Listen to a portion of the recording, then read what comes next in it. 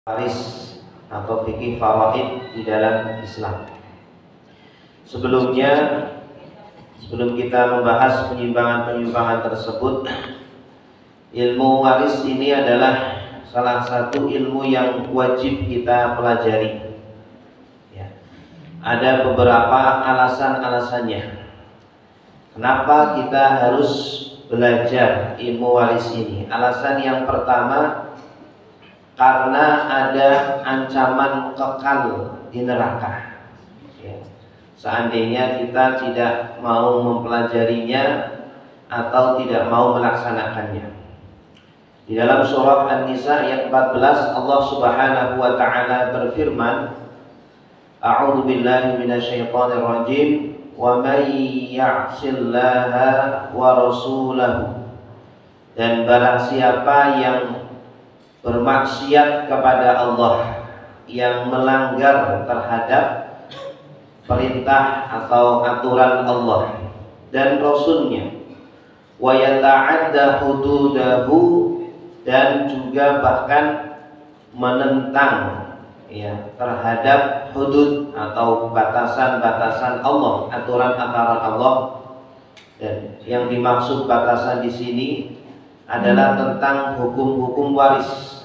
Karena kalau kita lihat di dalam Al-Quran surah An-Nisa ayat 13, 12, 11 itu berbicara tentang warisan.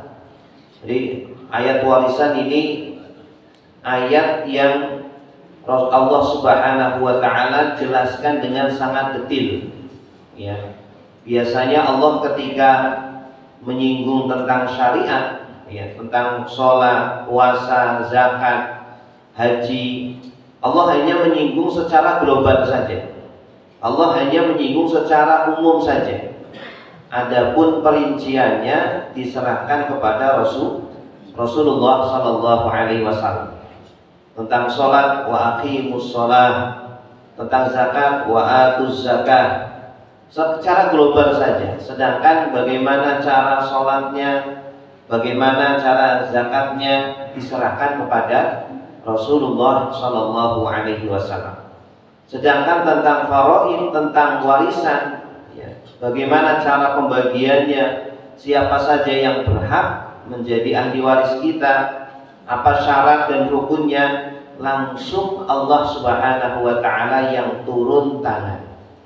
Ya. Di dalam surah An-Nisa ayat 11, 12, 13 secara detail dan terperinci Allah Subhanahu wa taala jelaskan ketentuan-ketentuan pembagian harta warisan.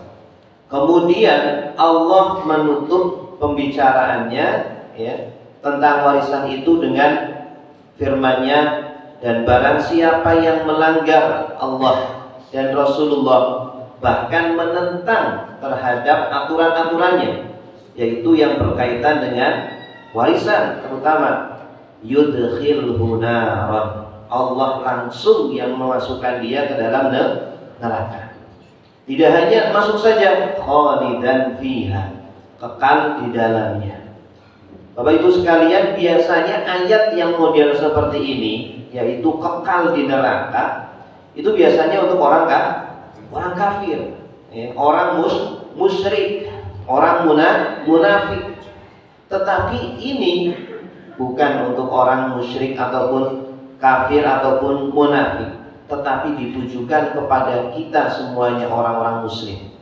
Bahkan walaupun dia rajin sholat, walaupun rajin puasa, tetapi ketika dihadapkan dengan permasalahan faraid atau warisan, tetapi dia enggan bahkan menentang terhadap hukum Allah, maka diancam oleh Allah dengan neraka yang kekal di dalamnya. Na'udzubillah min dzalik.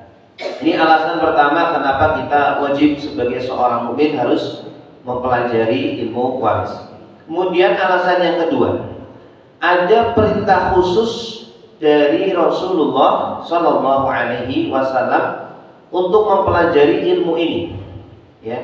Ilmu tauhid bagus, ilmu fikih bagus, ilmu tafsir bagus nggak? Bagus. Hadis bagus, sirah bagus. tetapi tidak ada ayat ataupun hadis yang secara khusus Nabi memerintahkan untuk mempelajarinya. Ya, bahkan ilmu fikih belum ada namanya di zaman Nabi, ilmu tauhid belum ada namanya, tetapi ilmu ini sudah ada namanya sejak zaman Nabi Shallallahu Alaihi Wasallam. Dan Nabi secara spesial memerintahkan kepada kita semuanya untuk mempelajari ini ilmu faraid. Dalam sebuah hadisnya riwayat Ibnu Majah, Ad-Darqutni dan Al-Hakim, Rasul Shallallahu Alaihi Wasallam bersabda, ta'allamu al-faraid. Belajarlah kalian, ya, belajarlah kalian ilmu faraid. Ya, langsung Rasul sebutkan namanya. Ya, pelajari bagaimana ketentuannya, bagaimana syarat-syaratnya, rukun-rukunnya. Setelah kita sudah paham, setiap dari kita sudah paham, wa'allimuha, ajarkan kepada yang lain. Setidaknya satu keluarga itu ada yang paham, sehingga ketika ada salah satu dari anggota keluarga kita yang meninggal, maka ada yang bisa membagi dengan benar. Ya, jadi tidak hanya kita belajar saja, tetapi ajarkan kepada istri, kepada suami, kepada anak, kepada cucu, adik, kakak, sehingga nanti ketika ada pembagian harta warisan, ada orang tua kita yang meninggal, maka semuanya sudah paham cara pembagiannya.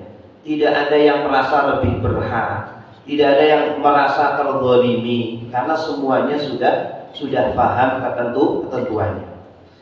Fa innahu nisful ilm, karena saking pentingnya ini ilmu waris, kata Rasulullah, ilmu waris ini setengah dari ilmu. Ya, setengah dari ilmu-ilmu yang ada itu ilmu waris. Ya, jadi kalau kita paham semua ilmu tafsir, hadis, tauhid, dan lain sebagainya, tapi nggak paham waris, ya, seperti setengah ilmu kita nggak menguasai, karena saking pentingnya. Dan sekarang sudah sangat jarang sekali orang yang ustadz yang memahami ilmu waris, karena memang kata Rasulullah, wa huwa yunsa, ilmu yang akan ditinggalkan, ilmu yang akan dilupakan, ya, sehingga jarang orang yang mau mempelajarinya. Coba Bapak Ibu cari aja di Jakarta masjid yang mengajarkan ilmu waris, ya, paling 1, 2, 3, sangat jarang sekali. Dan coba cari yang paham, karena tidak semua, mohon maaf, tidak semua ustadz, tidak semua ulama paham ilmu ini. Karena di dalam ilmu Islam itu juga seperti dalam kedokteran, ada yang paham dalam masalah tafsir, ada yang paham dalam masalah hadis, ada yang paham dalam masalah fikih, ya, tasawuf dan lain sebagainya, tetapi tidak paham di bidang-bidang lainnya. Ya. Dalam kedokteran juga sama, ada dokter gigi, ada dokter bedah, ada dokter THT dan lain sebagainya, yang paham dalam bidangnya masing-masing, tapi tidak paham dalam bidang yang lainnya. Ustadz pun seperti itu, ada spesialisasi. Ya, ada yang paham dalam ilmu faraid, tapi tidak paham dalam tafsir, dalam hadis, dalam tauhid dan seterusnya. Gitu. Karena ilmu ini pun akan ditinggalkan. Jarang, ya, yang memahami, jarang yang mempelajarinya, apalagi mengamalkannya. Ya, kira-kira kalau jarang yang paham, yang mengamalkan lebih sedikit atau lebih banyak? Lebih sedikit pasti. Oh, nggak paham bagaimana cara mengamalkannya. Wa huwa awwalu ma yunza'u min ummati, dan memang benar prediksi Rasulullah bahwa ilmu ini ilmu yang pertama yang akan dicabut dari umatku, dari umat Nabi Muhammad Sallallahu Alaihi Wasallam. Bagaimana Allah mencabut sebuah ilmu? Biqabdil ulama, dengan meninggal para ulama, dengan meninggal para ahli-ahlinya. Ulama-ulama, ustaz-ustaz, kiai-kiai yang paham dalam ilmu waris sudah banyak yang wafat, sudah banyak yang meninggalkan kita, tetapi tidak meninggalkan generasi-generasi berikutnya. Ya, tidak ada penerusnya. Kalau presiden wafat hari ini, banyak ratusan yang siap untuk menggantikannya. Tetapi kalau ulama meninggal hari ini, belum tentu 100 tahun lagi ada penggantinya. Ini alasan yang kedua. Alasan yang ketiga, karena kelangkaan ilmu waris. Ya, sudah sangat jarang orang-orang yang mau mempelajarinya atau para ustadz yang mengajarkannya. Dalam sebuah hadis, Rasul Shallallahu Alaihi Wasallam bersabda, "Ta'allamul faraidha wa'allimuhu an-nas." Belajarlah ilmu faraid dan ajarkan kepada manusia. Fa ini, karena sungguh saya anak Nabi, imru'un maqbudun, saya itu manusia biasa yang akan dicabut nyawanya. Nabi akan meninggal. Wa innal ilma sayuqbad, dan ilmu pun akan dicabut. Ya. Dan bagaimana ilmu dicabut? Biqabdil ulama, dengan meninggalnya para ulama. Ketika sebuah ilmu dicabut, ya, dari sebuah daerah, dari sebuah wilayah, maka akan bermunculan fitnah-fitnah, akan bermunculan penyimpangan-penyimpangan, bermunculan musibah-musibah, bermunculan maksiat-maksiat. Itu sudah sunnatullah. Sebuah daerah, sebuah wilayah, kalau jarang orang-orang yang mau belajar, jarang majelis ilmunya, jarang santri atau jarang penuntut ilmunya, jarang ulamanya, pasti di sana banyak fitnahnya. Fitnah itu apa? Banyak kemaksiatan, banyak penyimpangan, banyak musibah dan seterusnya. Nah, ketika ilmu itu dicabut, watadharul fitnah, pasti akan muncul nampak fitnah. Hatta yakhtalifal isnad, diantaranya adalah apa? Ada nanti dua orang yang berselisih. Tentang apa? Fil faridah, tentang pembagian faraid. Mungkin kakak dengan adik atau ibu dengan anak, ya, berselisih dalam pembagian warisan. Ini yang benar bagaimana, gitu ya? Atau saya lah yang lebih berhak. Sampai nanti dua orang ini mencari orang yang bisa menyelesaikan masalah mereka berdua. Oke, kalau begitu ayo kita pergi ke ustaz, atau pergi ke Pak Yai, atau pergi ke Habib, atau yang paham lah masalah warisan. Nyari ke sana kemari, la yajidan, sama sekali nggak nemu man yaqdi biha, yang bisa menyelesaikan urusan mereka berdua. Nggak ada sama sekali. Dicari se-Jakarta Timur nggak ada, se-DKI nggak ada, se-Jawa nggak ada, sedunia nggak ada. Itu nanti akan terjadi seperti itu. Tapi alhamdulillah sekarang masih ada. Mumpung masih ada, belajarlah ilmu ini agar kita bisa mengamalkan pembagian dengan benar. Kemudian yang keempat, belajar ilmu ini sejajar dengan Al-Quran, sebagaimana dari perkataan dari sahabat Umar ibn Khattab. Beliau mengatakan, ta'allamul faraidha, ya, belajarlah ilmu faraid kama tata'allamunal Qur'an, sebagaimana kalian belajar Al-Quran. Belajar Al-Quran itu sangat penting. Bahkan kita nggak sah sholatnya kalau, ya, bacaan Al-Qurannya masih belum benar, bacaan Fatihahnya belum benar. Setiap huruf harus dibaca dengan benar, makhrajnya, sifatnya, hukum tajwidnya harus benar, detil, ya. Nah, maka sebagaimana kita sangat perhatian terhadap Al-Quran, kita juga harus perhatian terhadap ilmu faraid. Kemudian yang kelima, mencegah pecah keluarga. Dengan belajar ini harapan kita apa? Mencegah terjadinya pecah keluarga. Sekarang banyak gak yang pecah gara-gara rebutan harta warisan? Banyak. Di antara sebabnya karena nggak belajar faraid yang benar, tidak belajar bagaimana cara pembagian sesuai dengan perintah Allah dan perintah Rasulullah. Ya, bukan dibagi sesuai dengan keinginan kita, sesuai dengan rembugan, sesuai dengan kesepakatan, tidak. Ya, kalau ternyata musyawarah kita, rembugan kita bertentangan dengan hukum Allah, mana yang didahulukan? Tentu hukum Allah. Ya. Nah, ini alasannya. Kemudian yang keenam, karena mudah dan sederhana. Banyak orang yang nggak mau belajar ilmu waris, ilmu faraid karena katanya sulit. Ya, padahal belajar ilmu waris itu sebenarnya sangat sederhana. Padahal belajar ilmu waris itu lebih mudah daripada matematika anak SMA ataupun anak SMP. Ya, ilmu waris itu cuma 1 dikurangi setengah sama dengan setengah, ya kan? Setengah dikurangi 1/4 sama dengan 1/4, hanya seperti itu saja, tidak sulit. Sedangkan kalau belajar matematika ada sin, kos, macam-macam, pusing. Nah, tapi kalau waris itu sangat mudah dan sangat sederhana. Karena tidak mungkin Allah memerintahkan sesuatu untuk kita laksanakan kemudian sulit dipahami. Pasti semua perintah Allah adalah mudah. Yang sulit itu melaksanakannya. Yang sulit itu kemauan kita. Mau nggak melaksanakan sesuai dengan ketentuan Allah dan ketentuan Rasulullah. Adapun teorinya sangat mudah. Kemudian yang terakhir adalah kenapa kita harus belajar ilmu ini, karena banyak penyimpangan. Ya, semakin kesini umat Islam semakin jauh dari ilmu.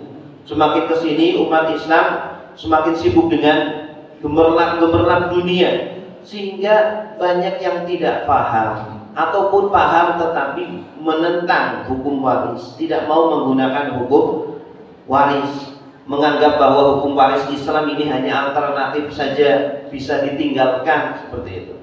Nah, apa penyimpangan pembagian harta warisan di Indonesia? Pertama, menyamakan bagian anak laki-laki dengan bagian anak perempuan.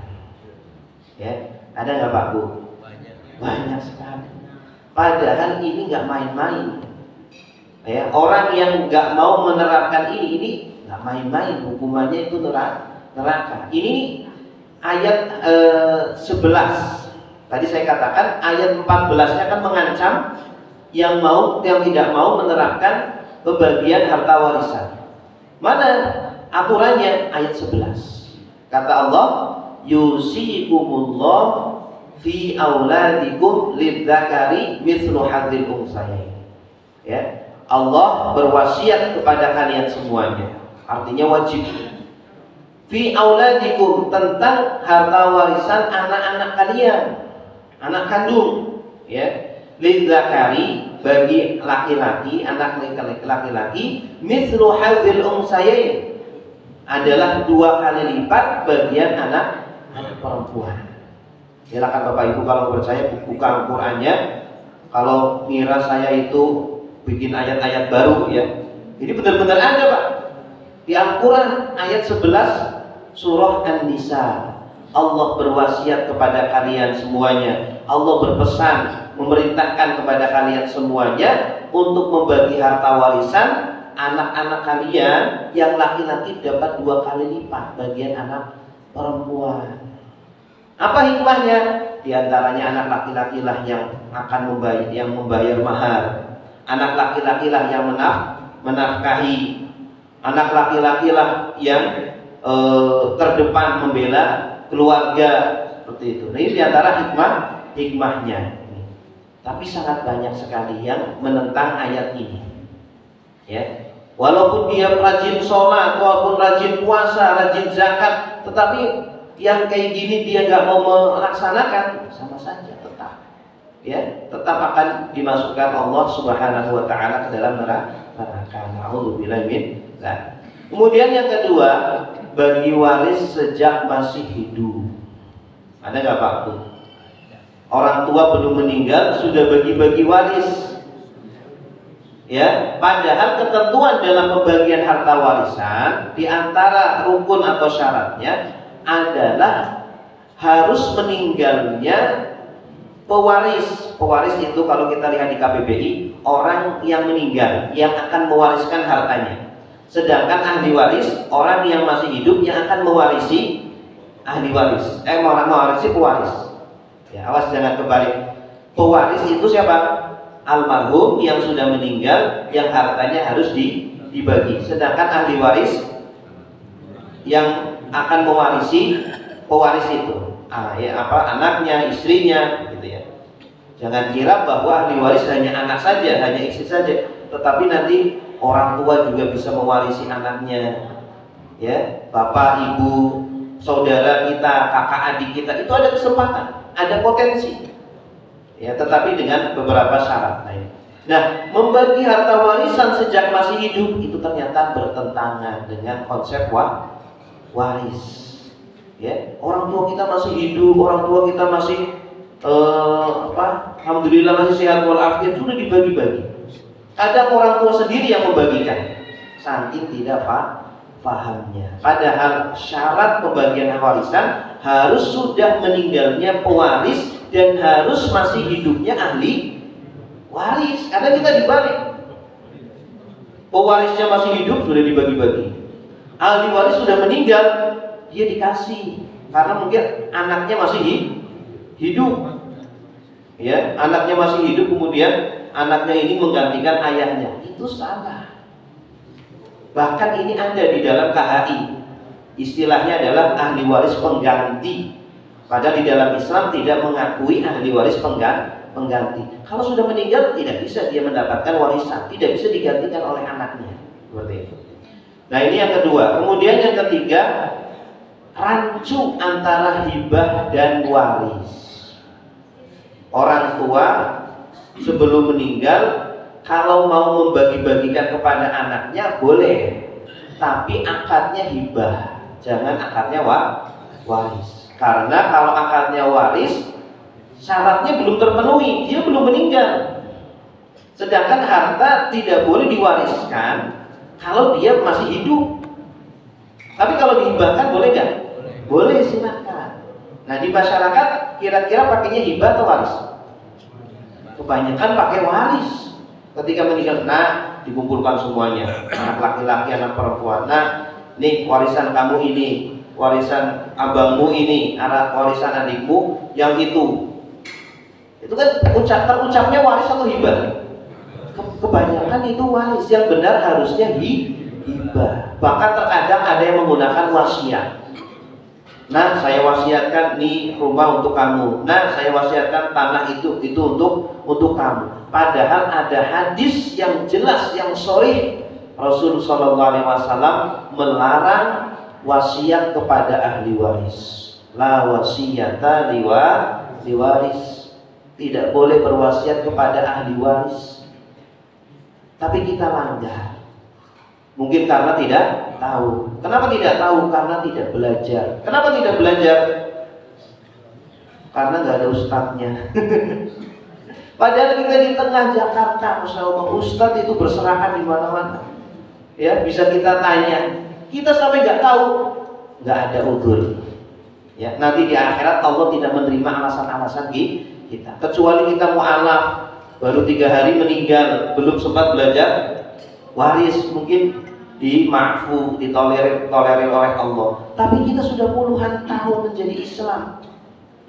Perkara seperti ini masa kita tidak tahu?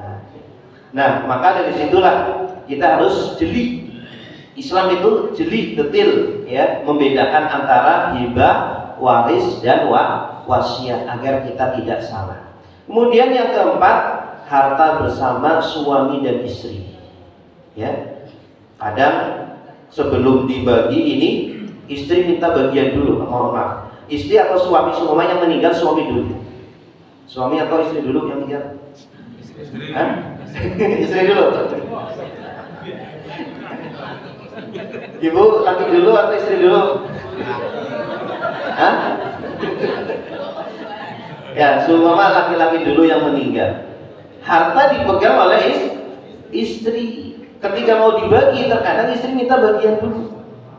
Ya, ada istilahnya harta gono gini, 50% dulu diambil. Padahal ini hukum Belanda, hukum Barat.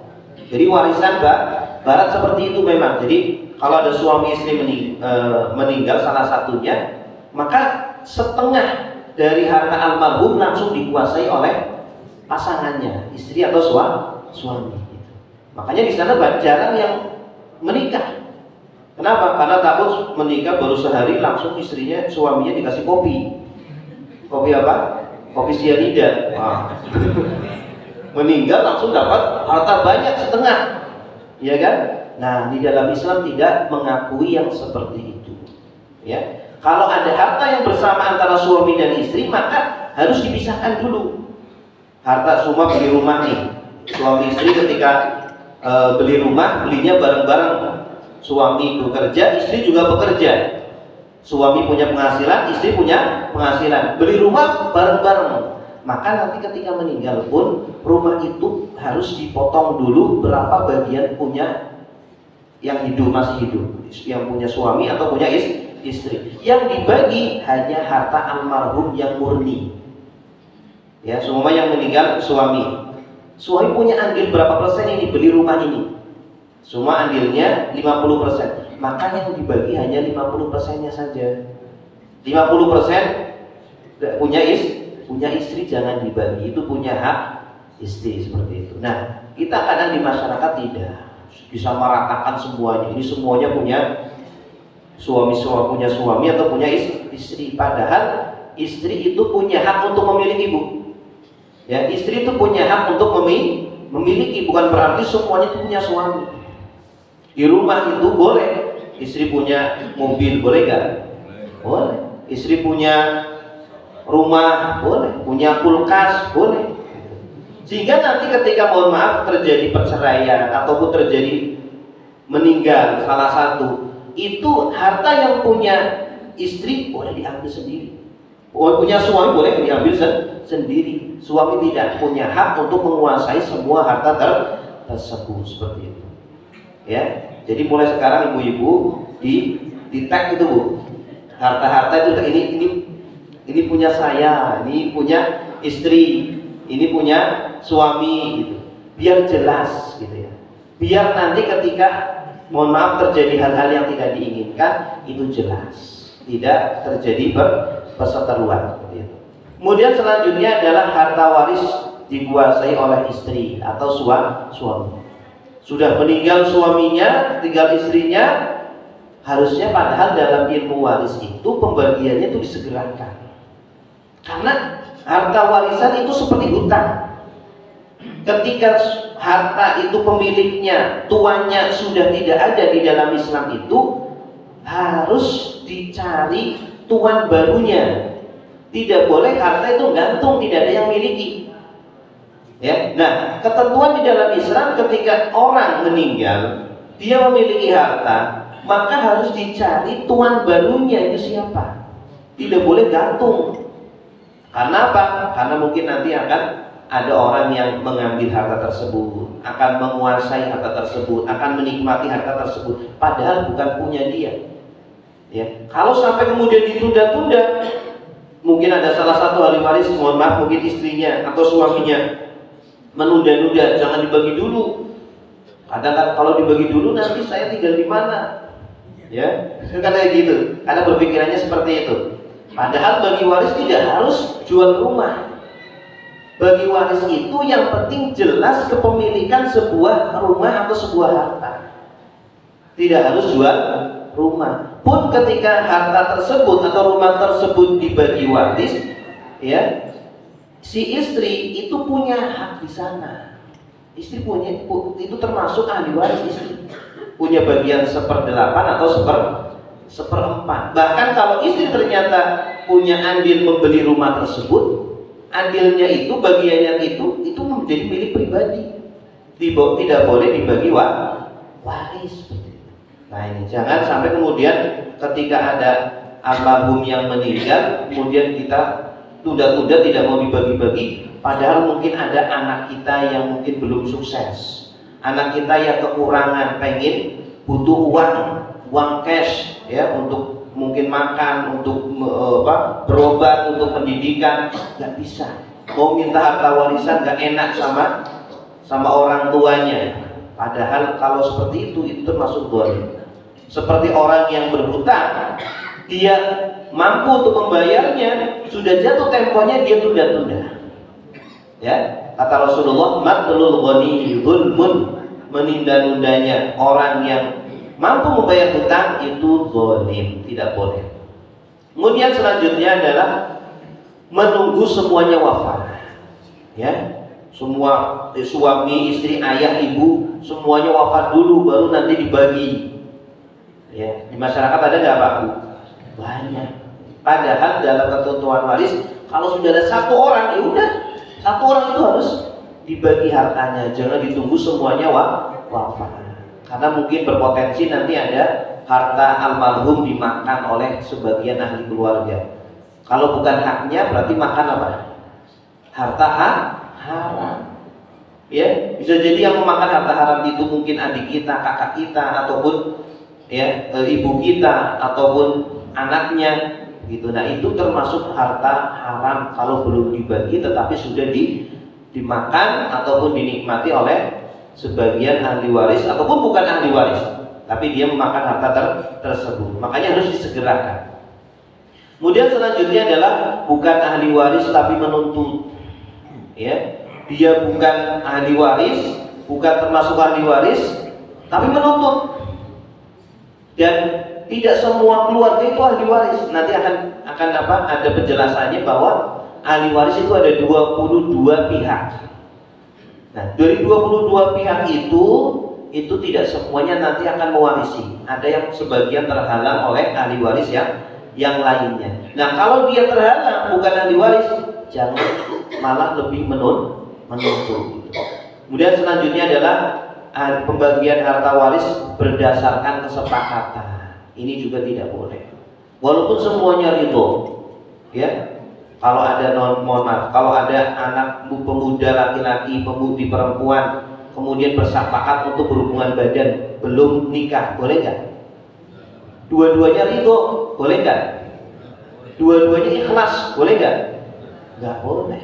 Begitupun ketika pembagian harta warisan, udahlah dibagi sama rata saja, nggak usah pakai syariat-syariatan lah.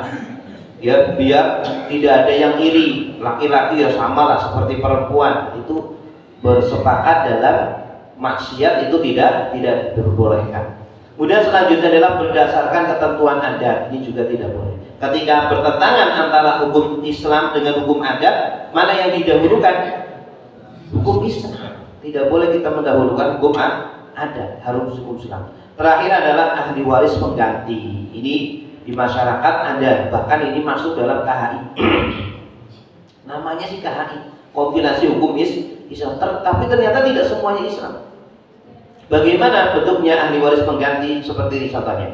Ada almarhum nih, punya 2 anak, laki pertama, laki berdua.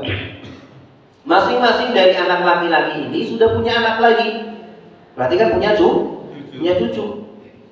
Nah, kemudian anak laki-laki yang pertama meninggal duluan sebelum almarhum. ALM itu almarhum, meninggal duluan. Nah, kemudian setelah itu almarhum meninggal, boleh nggak cucu itu naik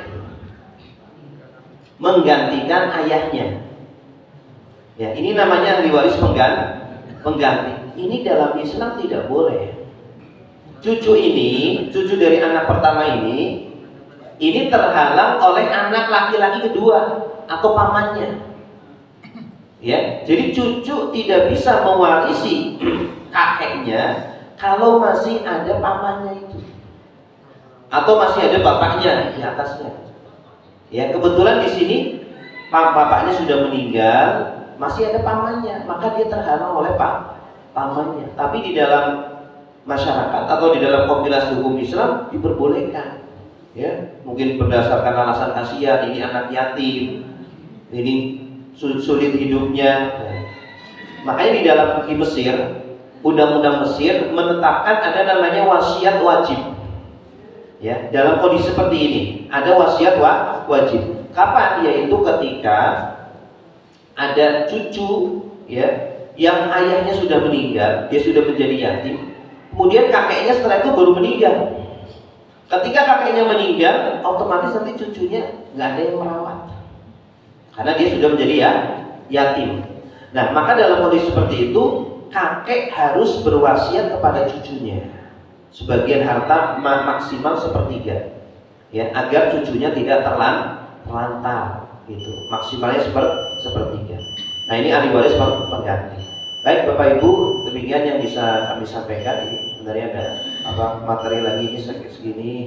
Ya, perbedaan antara waris, hibah dan wasiat agar kita tidak salah dalam menerapkannya. Tapi waktunya sudah habis. Sebelum kita akhiri, mungkin ada yang mau ditanyakan, silakan. Kita batasi ya sampai jam 6 ya, sudah.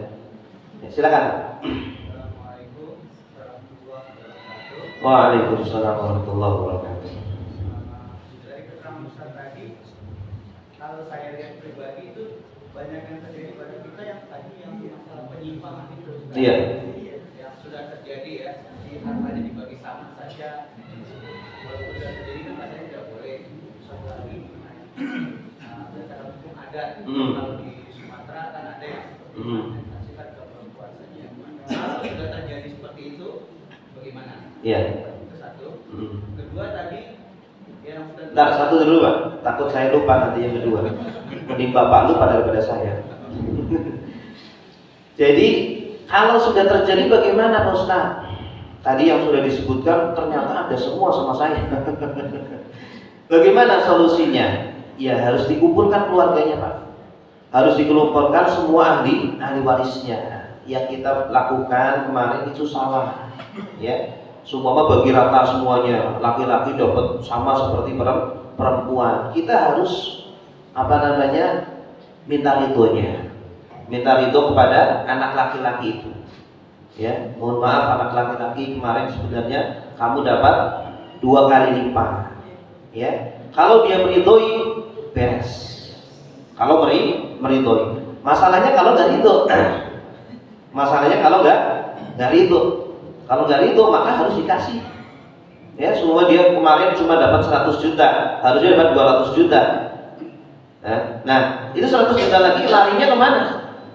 Berarti kan kepada ahli waris lainnya, anak perempuan mungkin gitu ya, atau kemana istri ya, atau ibunya, maka harus kembalikan itu 100 jutanya kepada anak laki-laki itu kalau dia tidak ridho gitu ya. Pembagian berdasarkan adat juga sama. Kalau ternyata sudah terlanjur dilakukan seperti itu maka harus dikumpulkan lagi ahli waris ya, kemudian diminta ridhonya. Kalau tidak mau ya, tidak ridho maka harus dibagi sesuai dengan Islam seperti itu. Yang nggak boleh itu dari awal langsung sepakatan, itu yang nggak boleh. Udah nggak usah pakai waris, nggak usah pakai Quran lah, udah sepakat saja. Ini nggak boleh ya, menentang hukum waris. Tapi kalau dibagi sesuai dengan Islam, ini kita bagi sesuai Islam dulu ya. Anak dapat 2 kali lipat, laki-laki, perempuan 1. Setelah itu mungkin anak laki-laki kasihan kepada anak perempuan, udahlah bagian saya kurangi untuk anak perempuan, boleh silakan ya kalau mau seperti itu. Wallahu a'lam. Ya, silakan Pak. Pada kedua tadi kan berkatakan ahli waris mengganti cucunya naik, tapi tidak bisa mendapatkan. Iya. Jadi kalau dia tidak bisa mendapatkan, apakah si paman ini wajib menafkahi si cucu ini? Kalau misalnya dia tidak mampu dan segala macamnya, atau nanti kalau pamannya meninggal mendapatkan waris daripada apa yang ada itu semua cucu itu. Jadi paman ini sebenarnya dia tidak wajib untuk memberikan warisan kepada keponakannya. Ya, dia juga tidak wajib menafkahi kepada keponakannya. Hukumnya sunnah begitu ya. Tapi kalau dalam kondisi darurat, seumpama kalau dia tidak menafkahi, anak ini bisa meninggal ya, atau bisa mungkin ya parah lah begitu, maka wajib keluarganya, tidak hanya paman ya, tapi siapa seumpama bibinya, pamannya atau keluarganya ini wajib mengayomi ini anak yatim ini seperti itu. Jadi yang bahkan tidak hanya keluarganya, tetangganya pun wajib. Ya, sesama muslim kan harus mengayomi anak yatim.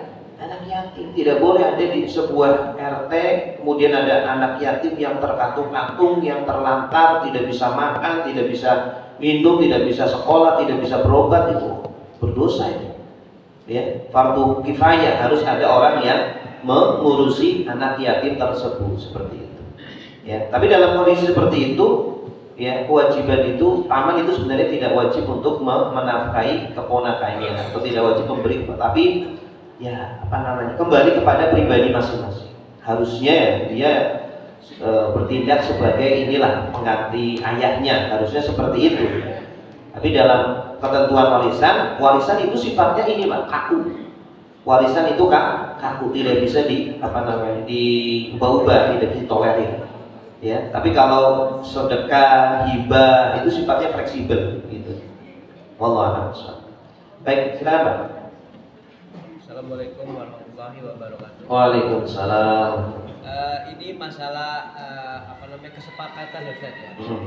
Karena terjadi dengan saya. Kita ini udah sepakat dengan perempuan dan laki-laki. Udah sepakat kan, mereka kumpul sepakat. Nah setelah itu pembagian laki-laki cuma dilebihkan sedikit gitu. Nah ini dibolehkan apa tidak? Ya. Kalau sepakat dari awal tidak boleh. Sepakat dari awal tidak boleh, karena itu hak, gitu ya. Itu hak laki-laki, dia dapat 2 kali lipat bagian perempuan. Kalau sepakat dalam arti ya ada keterpaksaan gitu ya. Karena yang namanya laki-laki itu kan yang namanya kesepakatan kan terkadang karena tidak enak. Saya nggak enak lah, ya masa saya nggak mau setuju sih dengan adik-adik saya, dengan kakak-kakak saya gitu. Jadi kesepakatan tidak boleh dari awal, harus dibagi dulu sesuai dengan Islam. Baru seumpama mau dibagi rata, setelah itu seumpama bagian laki-laki kemudian dia ingin melepaskan haknya sebagiannya diberikan kepada saudaranya yang perempuan, baru boleh, silakan. Ya, karena itu hak. Seperti kayak gini, semua kita patungan untuk membuat sebuah perusahaan gitu ya. Ada yang patungan 100 juta, ada yang 200 juta, ada yang 300 juta. Kemudian ketika bubar, dibaginya itu kan sesuai dengan apa? Bagian masing-masing kan? Boleh nggak? Udah, bagi rata aja sama semuanya. Semuanya dapat 150 juta. Yang patungan 100 juta ya dapat 150 juta. Yang patungan 200 juta dapat 150 juta. Yang patungan 300 juta dapat 150 juta juga. Mau nggak Pak? Nggak mau pasti. Ya, dalam warisan pun seperti itu. Anak laki-laki itu bagiannya 2 kali lipat, gitu ya. Kalau mau sepakat boleh, tetapi harus dibagi dulu sesuai dengan Islam. Nih bagian kamu sebenarnya dapat 200 juta nih, tapi kita mau sepakat, ya. Udah yang laki-laki dapat 100 juta aja. Kamu mau nggak? Ya, begitu. Nanti disuruh tanda tangan gitu. Nah, kalau di situ ada sedikit pemaksaan sehingga dia mungkin nggak enak, itu nggak boleh. Ya, itu bisa menjadi haram. Ya, dan harta itu tidak hanya dari warisan. Sumber harta Allah memberikan harta itu banyak. Harta dari nafkah ada, harta dari pekerjaan kita ada, harta dari yang tidak diduga-duga ada. Banyak sumbernya, itu tidak hanya dari warisan. Terkadang kita dapat warisan dapat banyak tapi nggak berkah. Akhirnya cepat habis, ya. Sedangkan mungkin dari harta yang lainnya lebih berkah gitu ya. Kita nggak tahu. Wallahu a'lam. Baik, ada lagi silakan. Terakhir ya, Pak Uji terakhir. Terakhir kita manggil Ustaz aja ke rumah aja, Pak. Karena di sini banyak orang, nggak boleh. Nah, itu aja.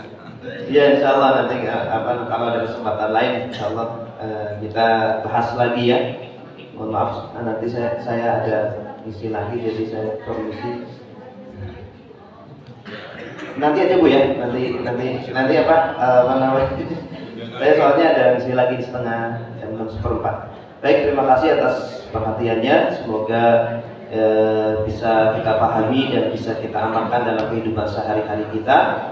Dan semoga kita diberikan keluarga yang sakinah, mawaddah, warahmah, terhindar dari hal-hal yang buruk ya rabbal alamin. Kita akhiri dengan doa kafaratul majlis. Subhanakallahumma wa bihamdika asyhadu an la ilaha illa anta astaghfiruka wa atubu ilaik. Wassalamualaikum warahmatullahi wabarakatuh.